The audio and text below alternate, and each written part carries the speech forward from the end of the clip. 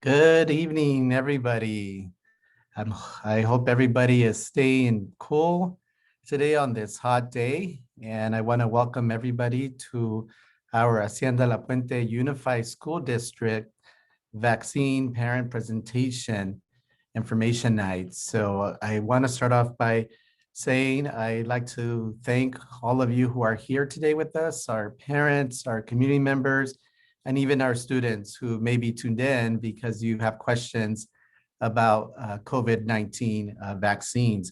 So this evening, it is with great honor that I share with you. We have our educational partners that we have in the community, an organization that's close and nearby to us, Kaiser Permanente Baldwin Park Medical Center is here with us this evening to talk to us about vaccines. And before I introduce our guests who will be speaking to us this evening, I'd like to share that we are actually having some vaccine clinics that we are sponsoring in our school districts. So the next one that's coming up is on July 22nd and 23rd at the La Puente High School gym, and that's in partnership with Walgreens. So we hope if you are still unvaccinated and you are considering it, you can stop by and there is a way to register. So please check our social media pages for instructions on how to do that. So let us begin. I'd like to introduce to you all Monty Brandman, who is a registered nurse with 26 years of hospital and ambulatory experience. She earned her master's degree in healthcare education and is nurse executive board certified and a public health nurse. She currently serves as a chief nurse officer, assistant medical group administrator, and COVID-19 vaccination administrative lead at the Kaiser Permanente Baldwin Park Medical Center. She enjoys community service, mentoring, and education. Monty is currently working on her PhD in nursing to help educate the next generation of nursing and healthcare professionals. So welcome this evening, Ms. Montiel Brandman. Thank you. Thank you so kindly. It is an absolute privilege to be here and to speak with you regarding something that is very near and dear to my heart. And that is, of course, COVID-19 and the vaccinations. And so we're just going to have a very casual conversation. I am in no way here to convince anyone of anything. I am here to share information. And then with that information, you can make choices for you and for your family. So I am honored to be here. Thank you. So if we have the slide deck, if we're ready to move forward, let's just jump right in. So we are going to be discussing COVID-19 vaccinations, and I'm going to go over a little bit of history about COVID-19 and help share a little bit about the disease and what we can do to try to protect ourselves. I have Dr. Margaret Curry's name listed here. She is my partner, physician partner. She is with our pediatric department. She could not be here tonight, but I am here in her stead, and I am happy to be here to share some information with you about the vaccination process. So thank you so much again for the privilege, and we'll jump right in and start learning about COVID-19 and vaccinations. Next slide, please. So I'm going to share some images, and this will hopefully help you understand the process and what happens to our bodies when COVID-19 exposure occurs. So don't worry so much about the slides and don't get too concerned or worried. We're going to really break this down very simply for you. What you see on the far left is that infamous picture that you see on television of what a COVID-19 cell looks like. It's what we call SARS-CoV-2. I won't get technical, but you just need to know that is what the virus looks like on the left, the purple image. And then on the right, that's us. That's what our cell looks like. And those two cells want to communicate. And how they communicate, you'll see, is through that spiky protein. That's going to be very important for you to remember because we're going to talk about what the vaccine does and how it protects you. Next slide, please. So with the same image, you'll see that there needs to be some kind of communication between the virus and your cell. Those two cells, again, want to get together. So you'll see in this image here just that, the COVID-19 cell having a communication, if you will, with your own cell. This is the beginning of what COVID-19 infection looks like. Next slide. So what we are attempting to do with the vaccine is block that communication process. It's that simple. How do we block those two cells from having this party that we don't like at all? So what we're going to be doing is talking about how the antibodies that we receive as a product, if you will, of the vaccine, how that helps to block that communication process. Next slide, please. So before we get too detailed in that, I'm going to share a little bit about phases of clinical trials. You've heard that perhaps before. That's important to know, but not a need to be afraid of. When we hear clinical trials, no need to be afraid, because we have a process that we follow and we do not deviate from that process in science. So phase 1 of this clinical trial, you'll see here on the slide, has a very few number of people that are involved. We're way past this at this point, but that was the very beginning. Very small number of people involved in the trial. And you'll see the number here, 20 to 100 healthy volunteers. And you'll see below where it says, what we're really focusing on is, number 1, is this vaccine safe? 2, are there any serious side effects from getting the vaccine? 3, how does this vaccine dose really relate to any side effects? So we want to know how much to give and what happens when we give you that dose. And is the vaccine causing an actual immune response? Is it going to block that communication, right? That's the key. So before I go on to the next slides, I want to share with you a little story about mice and COVID-19 and why a lot of us are protected and safe today. Thank you, mice. So in science, we do a lot of work with mice. And in this particular case, in COVID-19 and SARS-CoV-2, which is the name of the virus, we did a lot of work with mice. We, meaning science, did work. So you see here 20 to 100 healthy volunteers. Well, that's talking about humans, but the same thing was done basically with mice before it got to us. So let me tell you about what happened with these mice. So I'm going to give you an image to help you understand the process.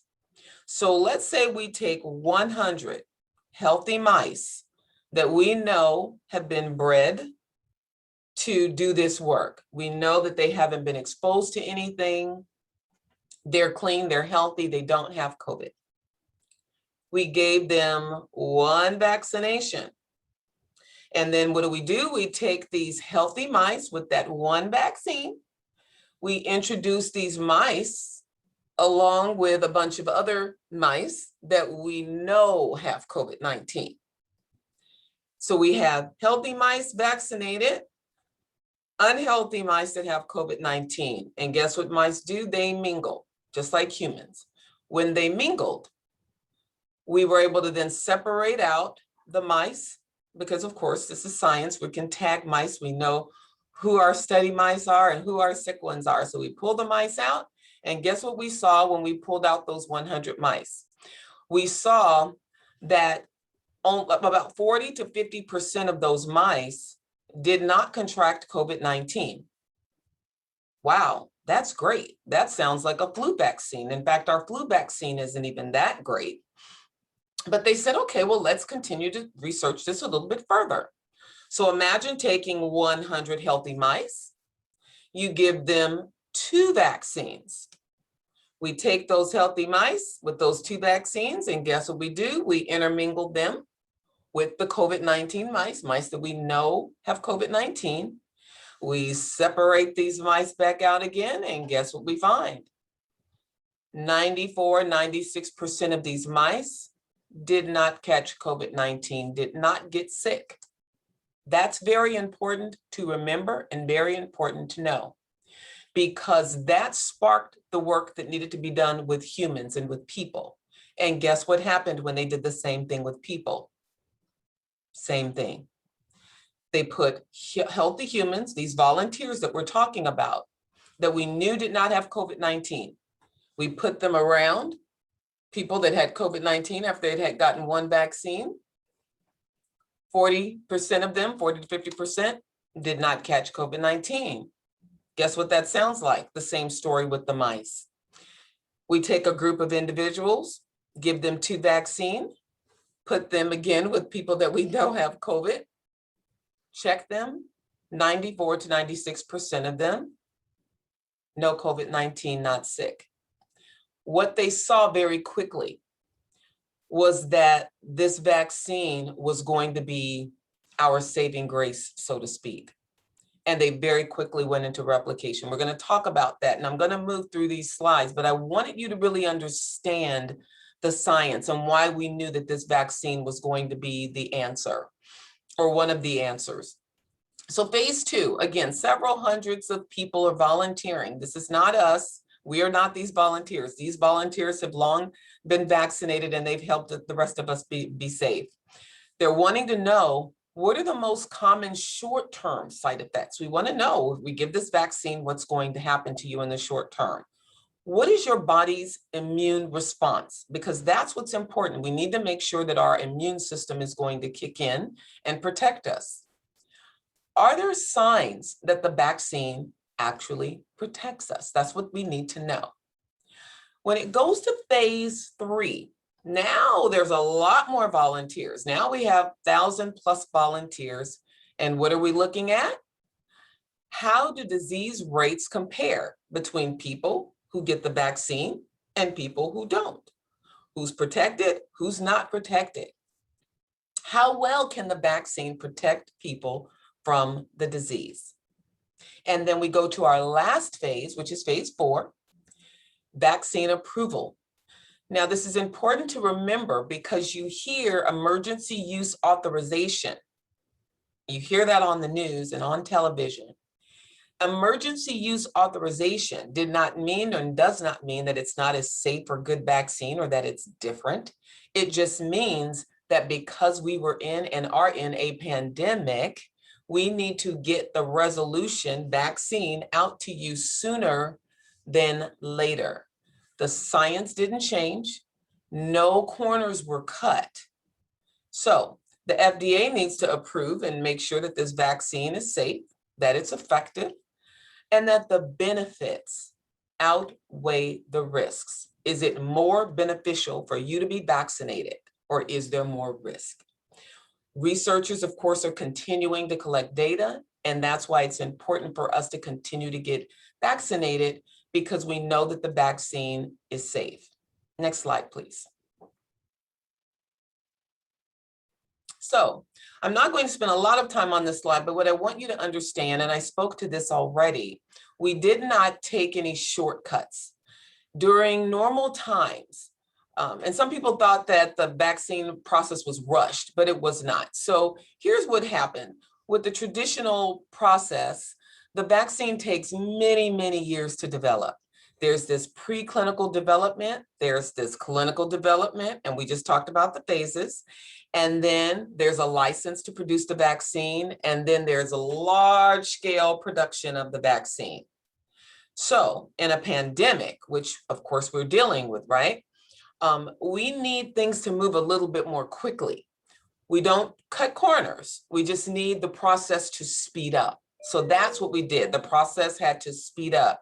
So we had the clinical development, which is phases 1, 2, and 3, that led to the license being issued so the vaccine could be given to you and to me. And the large scale production of this vaccine happened at the same time. Now, let me tell you why that had to happen. Remember the story of the mice.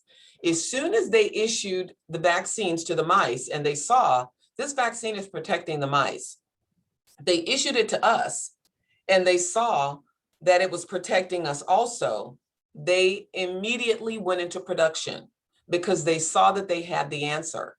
And thank goodness they did that, because that's why we have vaccine today. That's why we're protected today. Next slide, please. So let's talk about how the vaccine actually works. That's what you want to know. What does this thing do to me when it gets inside of me? How does it protect me? So you've heard about an mRNA vaccine, perhaps. And what the mRNA vaccine does is, and you'll see these images here, the mRNA vaccine gives your immune system instructions. This is what the vaccine does. The vaccine is giving your cell an instruction, not the live virus. You are not getting a dead virus, a COVID-19 virus, like you do with some other vaccines where we actually give you the dead virus so that it elicits a response of your immune system. That's not what happens. It is not the actual COVID-19 dead virus itself. What we're doing is giving your body instructions how to recognize COVID-19 and how to fight it. So let's go to the first image that you see below there. You see the little spiky protein. mRNA vaccine gives the instruction to the cell in your muscle, and it's that spiky protein piece. So you see the little image there with the spiky protein. All they did is they said, hey, let's take that little piece so we can teach our bodies how to recognize the virus. Remember, the spiky protein and that cell, they want to communicate and connect. So what we did is, or what they did is that how to recognize that part of the spiky protein was placed into the vaccine. It then gets injected into your arm, the muscle of your arm. The muscle then receives this information and says, okay, I just was given instructions to make spiky proteins. I want you to follow me here. Your body was told, make spiky proteins. The muscle cell in the arm starts doing it. It got instructions and it just followed out what it was supposed to do. Now, your immune system is traveling around in your bloodstream and it says, hey, we're not supposed to be making spiky proteins. And what your immune system then says is, we've got to stop this process and we've got to recognize how to fight these spiky proteins. So after, again, spiky protein, the how to make it is what gets injected into the arm. Your muscle cell starts making spiky protein. Your immune system says, hold on, that's not what we're supposed to do. Let's learn how to fight this. Your immune system then kicks in, and something that we call T cells says, hey, which is antibodies. We need to know how to recognize this spiky protein. This is really critical for you to understand. This is all your immune system is saying. We need to recognize that spike. This process teaches your body how to recognize the virus, because remember, the COVID-19 virus has that spiky protein on the outside. So now that your immune system knows how to recognize it and fight it, it's ready. In the event you come across a COVID-19 virus or a person who's already infected with COVID-19. That's really important to really understand. You're in no way, shape, or form are you getting, or is your immune system or DNA changing. We're just teaching your body how to recognize it. Next slide, please. Okay, so now that our bodies, understand how to recognize this wonderful little spike protein that really wants to make us sick, here's how we go about doing that. And we know that there are different vaccines that are available. So you've heard about the Johnson & Johnson vaccine, and we have the number here of the study participants that were originally involved. And it has an 85% overall vaccine effectiveness rate. That means when we talk about those mice again, that had the mice been given Johnson & Johnson, 85% of them that got the one vaccine that hung out with all the other COVID-19 mice, we checked them, 85% of them good. They did not catch it. So that's why with Johnson & Johnson, you'll see that it's 85%. It is for 18 years and older. So we do not offer Johnson & Johnson to children. That is not happening at this time.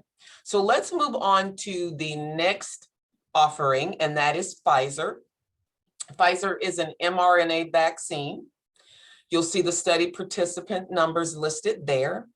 95% overall vaccine effectiveness rate. What that means is 95%, you have a 95% chance, like the mice, of getting around COVID-19 and not getting sick, or at least not sick enough, like you've heard about people on the news and in the hospitals.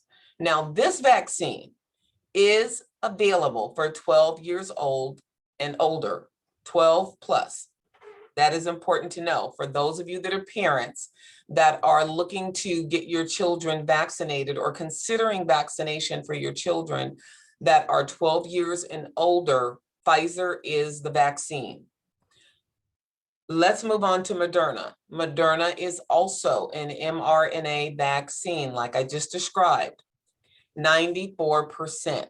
Now, these numbers may slightly start to change as more people are getting vaccinated, but the numbers are remaining high. So it's very important to consider protecting yourselves and your families. 94.1% effective rate, and it is for 18 years and above. So this is for adults. So keep in mind, Johnson & Johnson, 1 vaccine for adults. Moderna, 2 vaccines for adults. Pfizer, fair game, 12 plus. Just also want to make sure I call out, there are other vaccines that are coming out. They're very close to being released. There's the Novavax. That vaccine is showing a lot of promise. That will come out soon, so you'll hear more about that. Oxford and AstraZeneca's vaccine is also soon to be released, so you'll start to hear more about different options for vaccines. Next slide, please. So you hear all this talk about vaccines. I'm worried, I'm concerned, what do I do? What's going to happen to me? Let's talk about typical side effects if you haven't heard this already.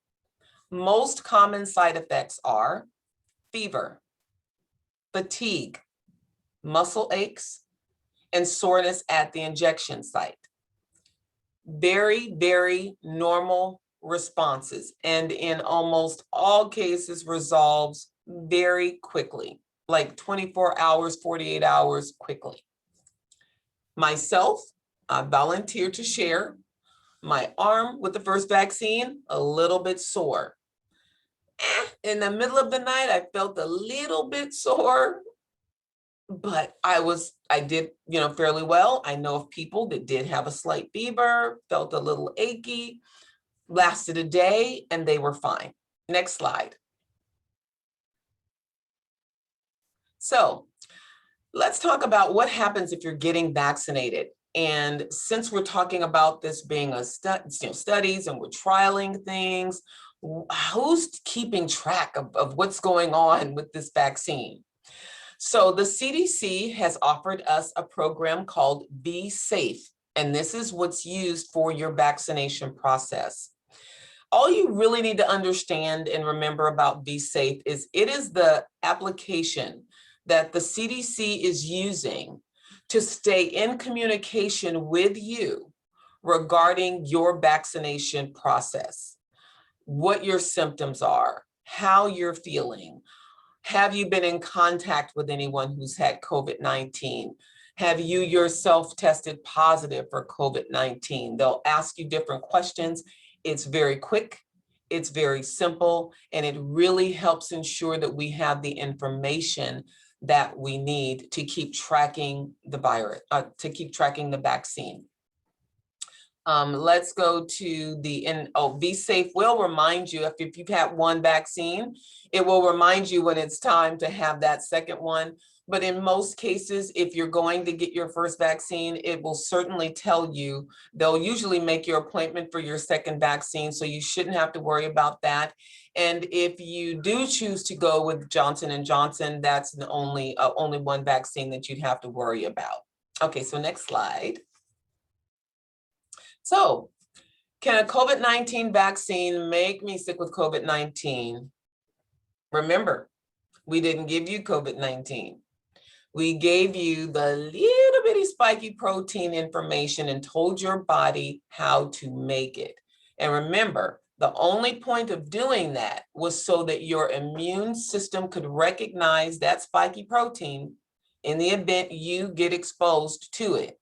So that way we could block that communication and the start of that infection. So no, mRNA vaccines do not contain live virus, so you don't have to worry about the vaccine giving you COVID-19. Your body's going to react, perhaps, to the vaccine. But I tell people, don't panic about that. If you wake up with a little bit of a sore arm, or maybe you have a slight fever, what it tells you is you got that vaccine right in that muscle where we want it. So we don't want people to panic about that or be concerned about that. And keep in mind that after you're vaccinated, it takes a few weeks for your body to build up that immune system, that immunity that I was talking about with wanting to block that communication.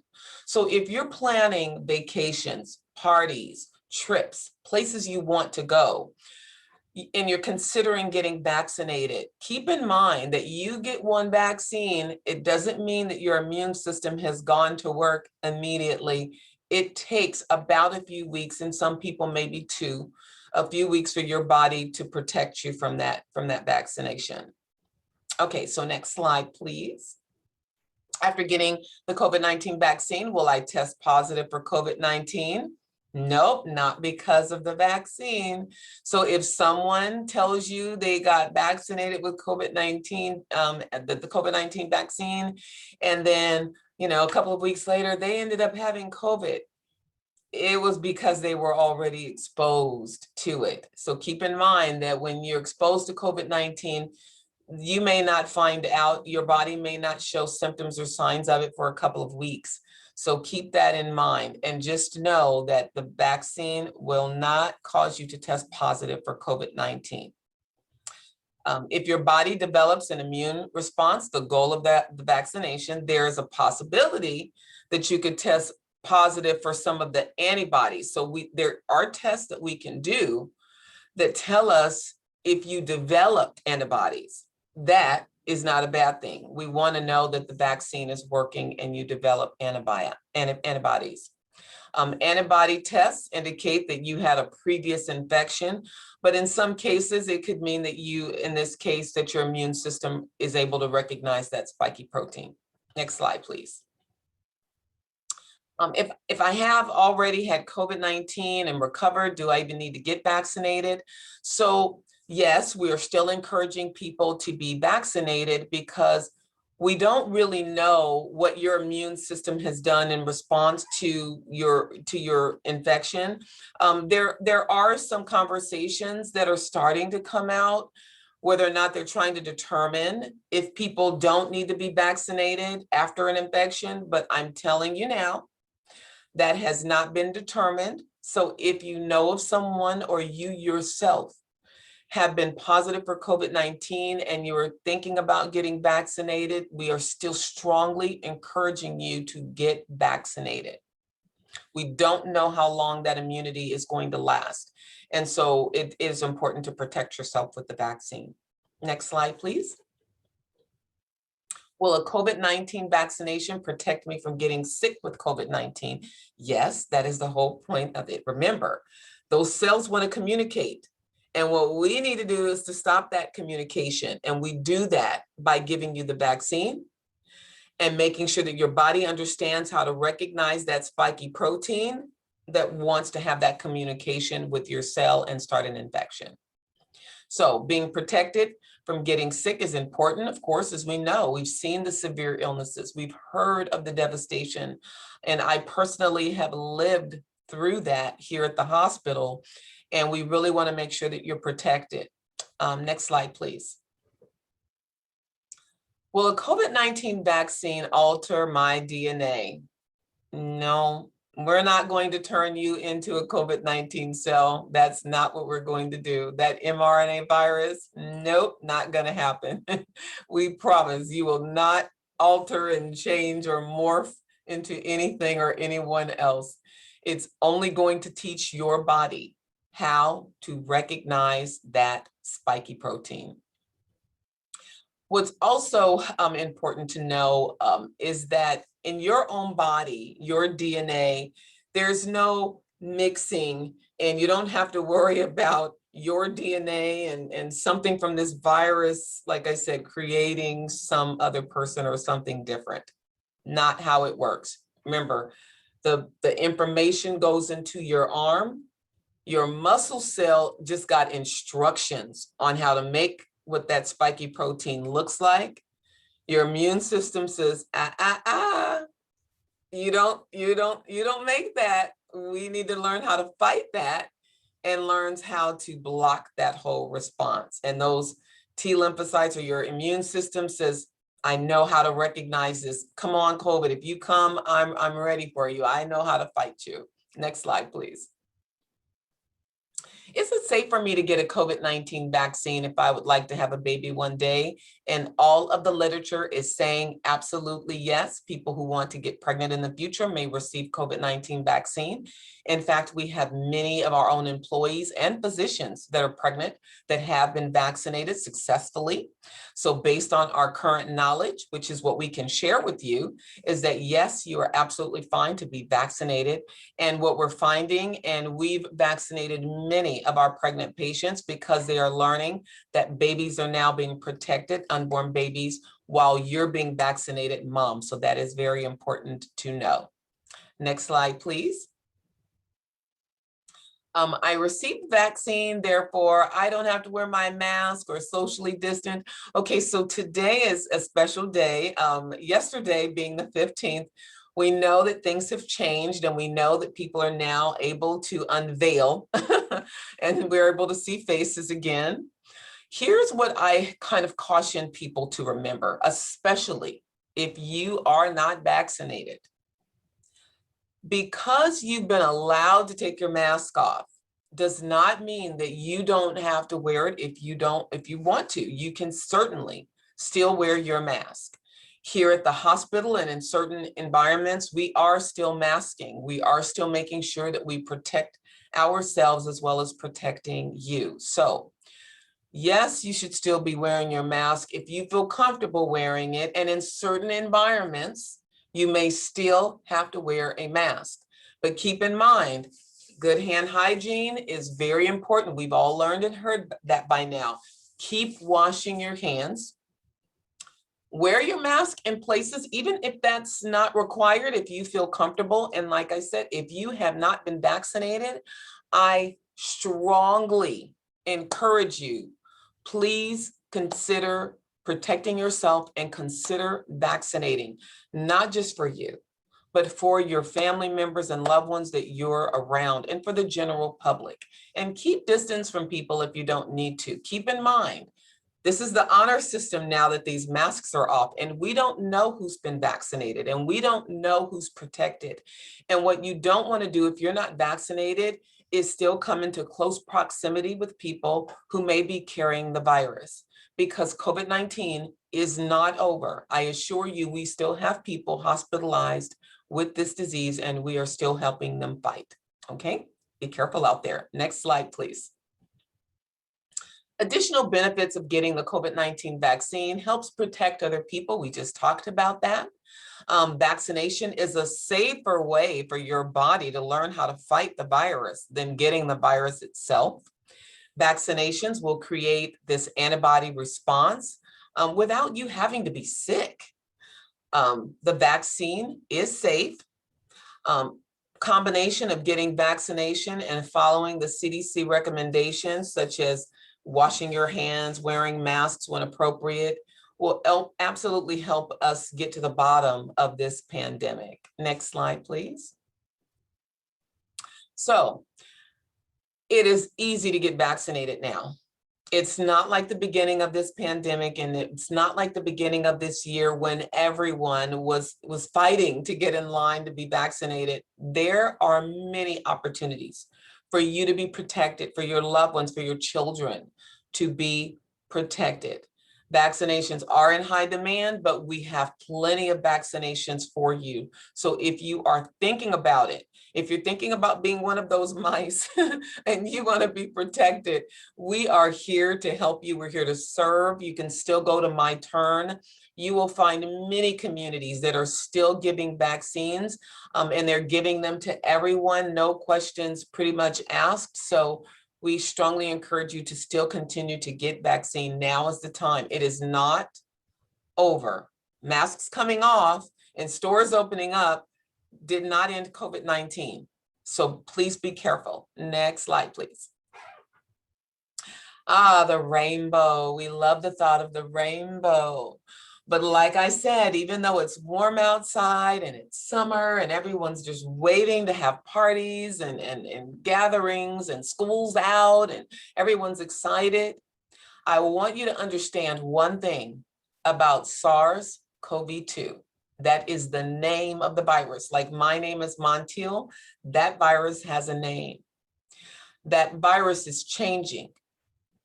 That virus has multiple names now. That virus has one job. That virus does not want to die. It wants to remain. And it needs a host. It needs a person. It needs you. It wants you. It wants me. It doesn't care where it goes. It just wants to survive. It is important, if you have not protected yourself, if you have not protected your children or your family, and you're thinking about this, that you continue to ask questions. You do not have to be afraid of asking questions. It's great to ask them, and make sure that if you're going to be vaccinated, make sure you understand what you're doing. If family members are telling you things, loved ones, friends, just to make sure that you yourself understand the science behind COVID-19. Make sure you know for yourself. I'm a nurse, I've got a family. I have people in my family that still a little nervous about vaccinating. A lot of family members that have. It's a personal choice.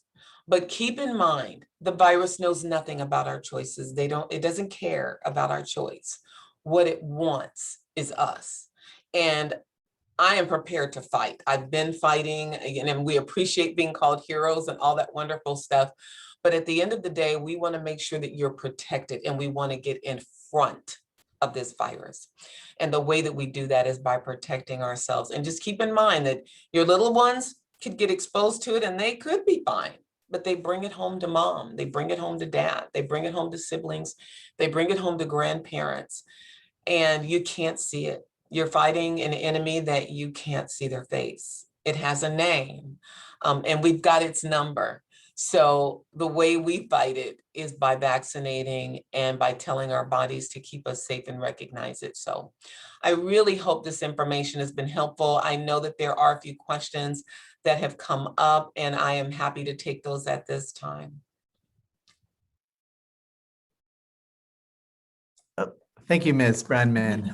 Really appreciate the presentation and the clarity that you provided as you went through it and sharing the slides. We just have a few questions, and I know some of them you answered. Actually, a great majority of them you already answered with respect whether children should get the vaccine, and based on what you know, whether children will be required to get the vaccine. And I know that's something that parents have asked us. Every information that we have at this time basically has indicated to us that the state health department will not make it a requirement. Is that still what you are hearing from your communication channels?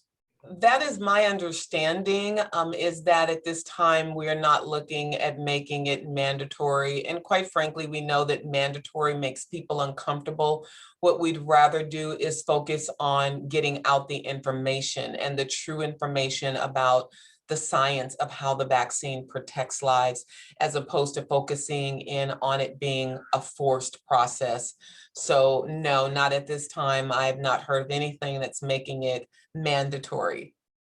Yes, thank you for the answer. And there was a similar question related whether our school district would make employees, and I could answer that one. At this time, our board has not given us any direction that they will make it mandatory for employees to get the vaccine. So once again, it is a voluntary decision. It is a choice that our employees will have to make to move forward, and so we want to make sure we answer that. And I had another question that I know wasn't submitted, but I know I've heard it, and you touched a little bit on it with respect to whether the vaccine will change your DNA. And I've also heard comments Yeah. and folks express that the virus is basically or the mRNA injection is causing my body to have a chip inside of it. So I'm not sure if you've heard that one, but it's actually circulating out there that all of a sudden now everybody has a chip and the government is tracking everybody. So can you address that, please? I would love to. Let me help you and let me put your minds at ease. As a nurse, I'm a scientist. So first and foremost, scientist, right? When you think about people getting vaccinated, you have to ask yourself, well, who's willing to do this? Who's willing to put themselves out there and be vaccinated? Let me share with you what happened on the very first day that we were able to start vaccinating our staff. Every single physician that I'm aware of stood in that line to be vaccinated. Let me explain to you, that means a lot. When physicians are standing in the line saying, please give me this vaccine, it's telling you that they know that the benefit of the vaccine outweighs any risk. So first and foremost, know that physicians, the very doctors that you trust, that you take your babies to, that you take your loved ones to, and your mom and dad and siblings and yourself, those physicians stood in this line. 98.9% of our physicians, even at our own medical center, everyone stood in line to get vaccinated. There were a couple that had gone out and had babies and they hadn't been able to return back and get vaccinated. But when you hear that large of a number, you can't get that large of a number of physicians to do that unless they know that it's safe. There is no chip in this vaccine. There's no need to, there's no point of, and this is what you have to remember about COVID-19. Think about what we were going through in the height of this pandemic. Every researcher that had anything to do with development of vaccine, every last one of them, they were all scrambling to very quickly put this science together. We already knew about mRNA vaccine. That wasn't new, newer, but not brand new. The manufacturers, Pfizer, Moderna, all of these, they do this separately in their own lab. The only reason why our federal government really needed to step in and make sure they got involved in this process is because they needed to make sure that people like myself and people like you had an equal opportunity to be vaccinated. I have vaccinated. We know that politicians stand in these lines. We know that some of our actors and actresses and singers and people that we respect all around the world, that we love, stand in this line. There's no chip. There's no need for a chip. What we need is to be very practical in how we stay alive and how we protect our loved ones. Nothing in this vaccine is going to make me turn into another person The only difference in what happens with the virus shifting, you don't change, the virus changes. Let me really quickly tell you why that occurs so that you understand when you hear about variants and these different COVID vaccine COVID viruses now that are out there. For those of you that have taken biology maybe or certain science classes, every cell has DNA in it. And when that cell needs to replicate and turn into two cells, they need to be the same cell. And the way that happens is the DNA information from one cell transfers to the new cell. That transfer process does not always go 100%. Same in humans. We hear about people that have genetic disorders, such as maybe Down syndrome, for instance. That happens every now and then. An issue occurs with the DNA when cells are doing what they do. The same thing happened with the virus. The virus is a cell. As it attempted to multiply, sometimes the DNA information does not copy perfectly. So you have one cell dividing and the new cell now has other information. It's like they're fraternal twins. This one has DNA, this one has slightly different DNA. They're still pretty much the same. And that's what has happened with COVID-19 and with SARS-CoV-2. That process has led to multiple variations of COVID-19. So you're not fighting one COVID-19. You're trying to stay away from all of the variations of COVID-19 that are circulating, which is why we strongly suggest that people vaccinate and protect themselves and their loved ones. Thank you for that answer. And I have one final question. And in speaking as superintendent of schools here, I speak to a lot of our community members, I speak to employees, I speak to parents, I speak to students. And one question that I have received from some of our parents is that they are fearful in giving their children the vaccine because they say it's unknown, they're not sure whether they want to do it. They themselves might have gotten the vaccine, but they're reluctant in giving it to their children. So one comment that I've heard from them is that I'm going to wait and see what happens when the next group of kids are able to get the vaccine, meaning the next group, whether it's 3 to 11 or it's 5 to 11, whatever that next age group is, they are going to wait. So currently, based on what you've read and what you've known, and I know you keep very current on all this research that's going on and happening, are there clinical trials going on right now with young children in preparation for the next age group that will next be released with respect to opportunity to get the vaccine? Yes, absolutely. So thank you for that question. So let me share with you, and I'll just share with you Pfizer, for instance, which is one of the vaccines that's available now, the mRNA, one of the mRNA vaccines. Pfizer is already studying the vaccine in a much younger population. So they are studying currently in the age group of 2 years old to 11. You hear different numbers, but for the most part, what I would expect to hear is that the next vaccine that comes out for the next age group will probably include the 2 to 11 group.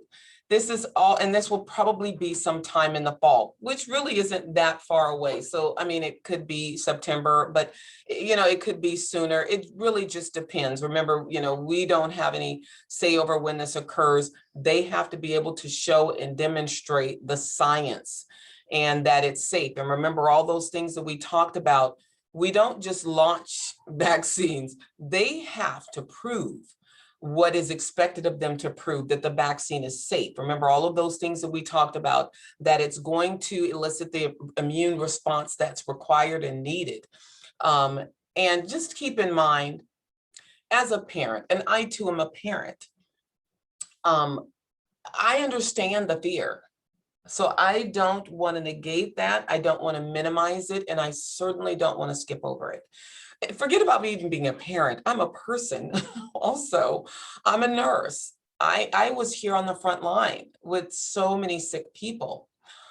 And even when it was time to get vaccinated, being very honest, I had to stop for a second and say, okay, I am trusting science because I myself don't know every single detail. Yes, I know this was tried in mice. Yes, I know it was safe. Yes, I know that it's been going through trials and that it's working and people are doing well. But you're right, you don't necessarily know exactly how you yourself is going to respond. But this is what I told myself. I walked the hallways of this hospital. I know what COVID-19 looks like. I know what it does.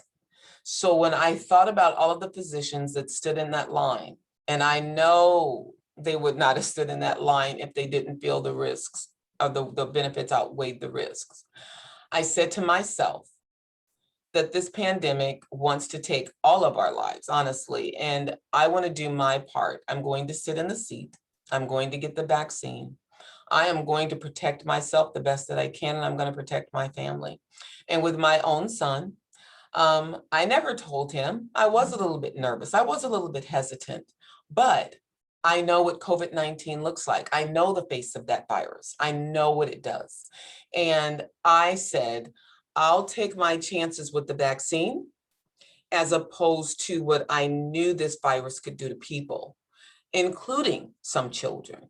So I didn't want to take that chance. And that chance is what we all have to decide, right? My job is not to convince anyone. My job is to share with you information, and then you make decisions that you feel comfortable with. But what we do know, and this is an absolute truth, children carry these viruses, germs around. We know it, and the teachers kind of know it too. The kids all come in with a little bit of everything, and they love to pass it around. And unfortunately, this is one of those things that we don't really want them passing around. So we are desperately protecting them, like we're protecting them from flu, like we've protected them from chicken pox and all types of other things. So as a parent, I understand the fear. I would just ask that you think about what makes sense for you, what makes sense for your family. And we are strongly encouraging you to vaccinate your children and protect them like you would protect yourself and like you would protect all of your loved ones. Thank you for that response, and hopefully that answer helps alleviate some fears and calms everybody. As someone like yourself who's walked those halls and seen that, I know that must be very difficult to be able to see of what this virus could do. Just to close out our time together, I want to thank, Ms. Brandman for the time she took to be here today. I mean, that's very amazing, and it's awesome that we have community partners such as Kaiser Permanente that's located here locally that reached out to us and basically said, hey, we'd like to do a vaccine presentation for your families. And so we look forward to doing a rebroadcast of this Zoom video recording, and it is pushing currently out live on YouTube, and we'll also rebroadcast it to garner additional viewers so that we can spread the word about the importance of the COVID-19 vaccine. I also want to thank Mr. John Fields. I know who he works with Kaiser as well, and he's the one who made the point of contact. And so I want to thank him, and he's here this evening. I see him here in the participant list. And also I want to thank Ms. Cynthia Cabello, who's working with our other partners as well with Walgreens to have our vaccine clinic happen once again next week, July 22nd and July 23rd. And so we are going to be providing all of these opportunities for students to get the vaccines, because we know that students feel more comfortable when they are able to take the vaccine here in our schools. We had a vaccine clinic. It's a co-sponsorship with Pharmacy 986 and the Boys and Girls Club and the City of La Puente and the district on Saturday. We just held it this past Saturday, and I was there, and I was going through the line talking to students and families as they were waiting to take their student to get the vaccine. Parents overwhelmingly said they came here because they knew the school district was involved, and so they felt safe. They felt that if the school district was sponsoring this, then it must be okay to move forward. And so that's the reason why we'll be continuing to offer these vaccine clinics, in partnership with, many different pharmacies and many different medical groups as we proceed and move forward. So once again, I'd like to say thank you to our Hacienda La Puente Unified School District community for being here this evening. And again, Ms. Brandman, thank you so much. And also to our Board of Education for their continued support of helping drive some of these initiatives that we are bringing to our families and students. So with that, we're going to go ahead and sign off and hope you have a great evening. Have a great day, everybody. Bye.